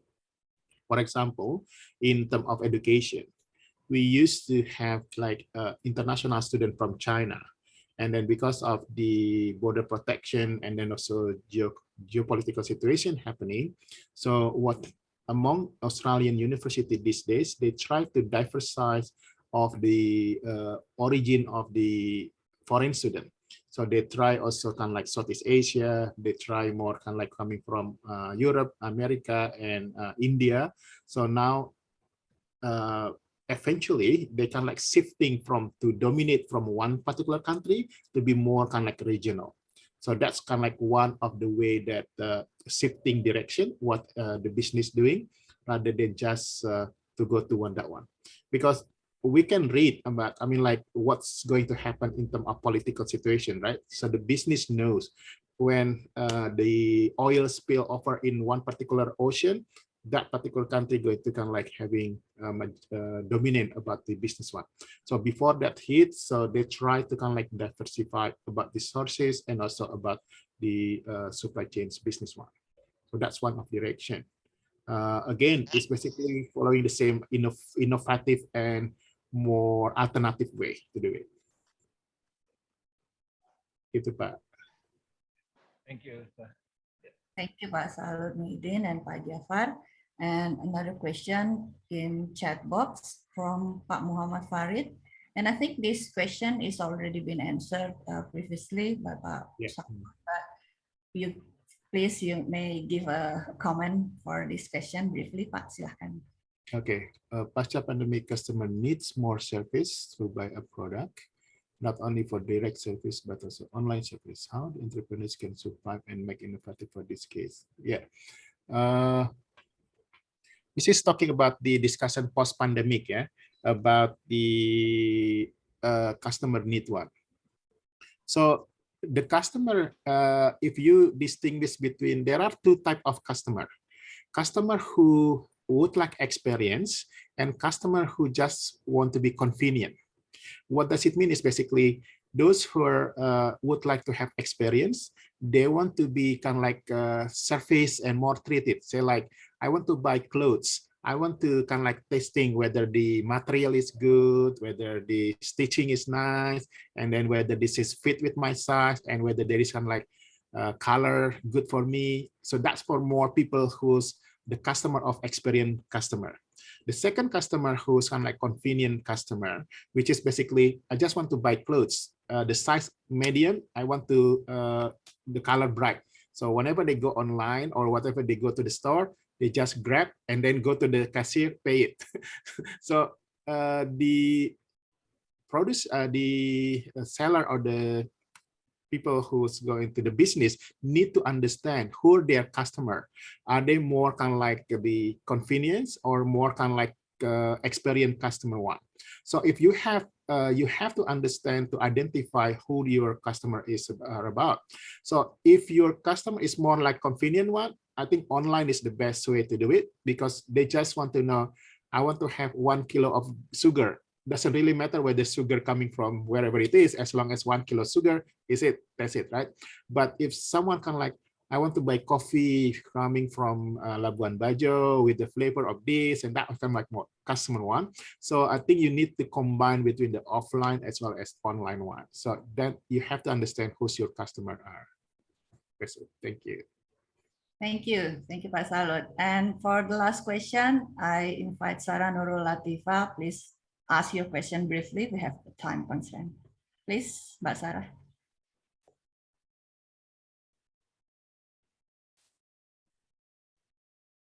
Mbak Sarah, please. Halo, Mbak Sarah. Yeah. Okay, thank you. Assalamualaikum warahmatullahi wabarakatuh. Waalaikumsalam. Silahkan, I'm so Bu. sorry, my connection is really poor. Okay, my question is for Pak Sabri. So like what Sabri said before, that actually mathematics is difficult. It's not. It's what Barbie said is right. That math is actually difficult because mathematics is to think of line about completely abstract object that bear virtually no relationship to anything in the real world. And so actually, I just want to know your point of view. What do you think the best way to teach the undergraduate mathematics students who will be maybe in the future not just become like mathematician, but some of them are going to be math teachers who have the students from any age, like some of them maybe are not able to understand to think abstractly. I mean, they come from different stage of age, not only the students who can think abstractly. So what do you think the best way to teach that mathematics students, I mean, we're going to be teachers in the future? I'm so sorry if the question is not related to your research,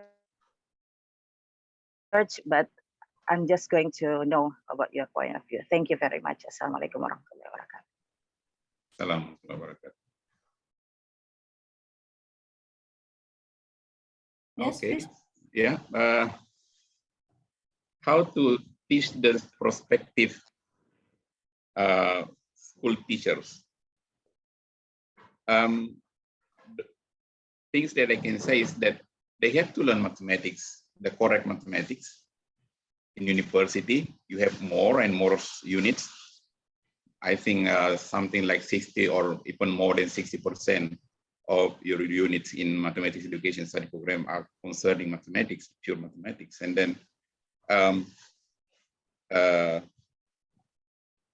you will have also learn how to teach mathematics from some units of educational method. So combining those two will provide the prospective teacher adequate weapons, I think, to become a good teachers in schools later when they happen to be doing their professional practice in school as a teacher. And then when they teach in the schools, they have to employ all the possible theory of learning and teaching mathematics that they have learned in university, and then see what kind of ways that should fit the level of mathematics that they have to teach to the students, or they expect the students to understand, and then go back to level of formality. Again, I want to say that the challenge of the teachers now is that how to make the material that they teach the students suitable to suit the level of their mathematical thinking ability. Let's say when you take Panhil, maybe in terms of geometric thinking from certain year in the schools to and up, it will increase the level of abstractness. And then in also taking, for example, Piaget with the different stage of the ability of thinking from concrete, semi-concrete, and etc., up to very formal abstract thinking. Those theory are not to be put aside when we teach in the school, because that's the purpose of learning theory of mathematics learning, in order to become a good teacher that can make an appropriate treatment to the students. So the curriculum stated that this kind of mathematics that the student have to master in certain class or certain years, and we can help the student, facilitate the student to reach that objective. And yes, while at the same time we have to, we are confident enough that even though I know the very formal mathematics, but now I'm teaching mathematics for primary school students maybe, so I have to switch which kind of formality, which level or standard of formality that I can employ in my mathematics that I teach to the students, so that they can understand. Because yeah, I stand with Kate Devlin, who mentioned that mathematics is hard, and that's why there are many and many training, many and many research studies conducted just to find ways how to teach mathematics appropriately, because we in the society requires students to master certain portion of mathematics knowledge, while mathematics is hard and the student have to know that one. So that's a continuous challenge for us in the community of mathematics educators to find a better way, more and more, in order to ensure that the student master the mathematics competence that they require to by the society in order to be a good citizen. I think that's my answer. Thank you. Thank you, Pak Sabri and Bu Nurul Latifah. Ladies and gentlemen, unfortunately, we have a time constraint. Now, Dr. Muhyiddin and Dr. Sabri, I would like to invite both of you to give your final statement. In 30 seconds, what is the main message you would like to the audience to take away? First, please, Dr. Muhyiddin. Me first, okay. Sorry Pak Sabri, saya duluan. Silakan. Yeah. Maybe just one message that I always encourage not only my colleague but also my students. So there is a will, there is a way. Meaning that if we want something, there is always some way that we can do. So in terms of entrepreneurs, everyone's supposed to be entrepreneurs, but I know that not everyone can do, but there is always a will, there is a way. So everyone's supposed to be the entrepreneurs. And in order to be more successful entrepreneurs, you have to be innovative and also creative to do to achieve your outcomes and your wish. Okay, I think that's my message. Either you are a student, we are as a colleagues, educators, there is a will, there is a way, and we always want to be the better from everyone. Thank you very much, Ibu. Thank you, Pak Salut. Pak Sabri, please. Yeah. Concluding statement, I think mathematics is hard, but I am here to I take the challenge. And I think some of you have taken the challenge as well, because even though mathematics is hard, but we have to know it. And hard doesn't mean that it is impossible to master. Thank you. Thank you, Pak Sabri. Thank you very much, Bapak Salut Muhyiddin, from the part of management, Macquarie University, Sydney, Australia, and Bapak Sabri from Mathematics Department, Universitas Negeri Makassar, Indonesia, for your excellent presentations. And we have arrived at the end of the session. As an appreciation to our wonderful speaker, the Committee of the International Conference of Educational Studies and Entrepreneurship 2022 would like to present certificates and a small token of appreciation. Small token of appreciation as a thank you to our two wonderful speakers for their time and their excellent presentation today. And to present this certificate, I would like to invite Bapak Dekan Fakultas Psikologi UNM, Bapak Dr. Muhammad Daud. Pak Daud. Oke, Assalamualaikum. Salam, Pak. Pak Daud. Silakan Pak Dekan. Oke, terima kasih Bu Marli. Assalamualaikum warahmatullahi wabarakatuh. Thank you to moderator Dr. Sumarli Mois, MC Sekolo, representing to the Executive Committee International Conference. Please allow us to hand over the certificate to our truly amazing keynote speaker today. Luar biasa narasumber kita hari ini, Bapak Sabri, MSc, PhD, Departemen of Mathematics Universitas Negeri Makassar, dan Pak. Bapak, terima kasih Pak Sabri, dan Bapak Salut Muhyiddin PhD, Lecturer of Department of Management Macquarie University Sydney, Australia. Terima kasih, luar biasa, terima kasih. Thank you very much. Oke. Kali Pak. Terima kasih Bapak Dekan. Thank you. Terima kasih. Thank you. Thank you, Pak. Thank you, wonderful two speakers, and thank you, ladies and gentlemen, for your participation. And I hand this floor back to our host, Ibu Citra. Silahkan, Ibu Citra.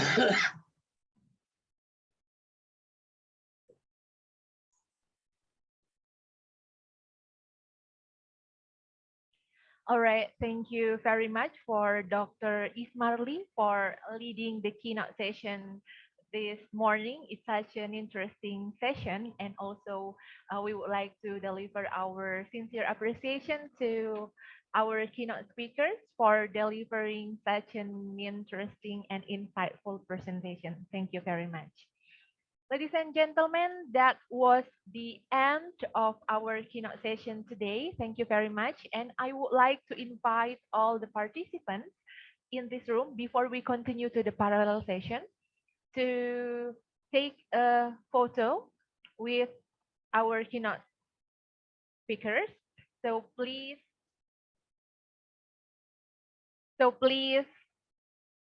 open your video so our committee can take a screenshot at every page. We will start in 15 seconds.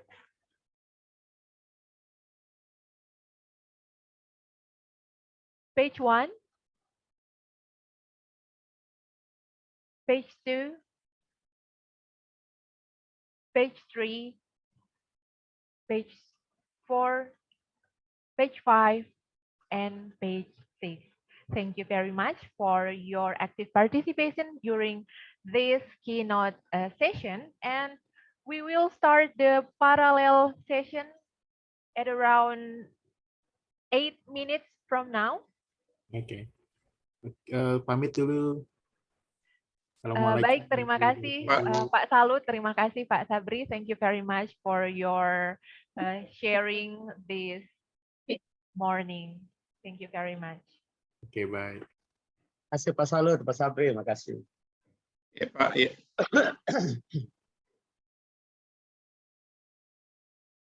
All right, ladies and gentlemen, we will soon start the parallel session. So for all the speakers, please put your code, the code of the room, in front of your name, followed by your name. And we will invite you to the breakout room. And also for all participants, you are invited to join any breakout room that you are interested in.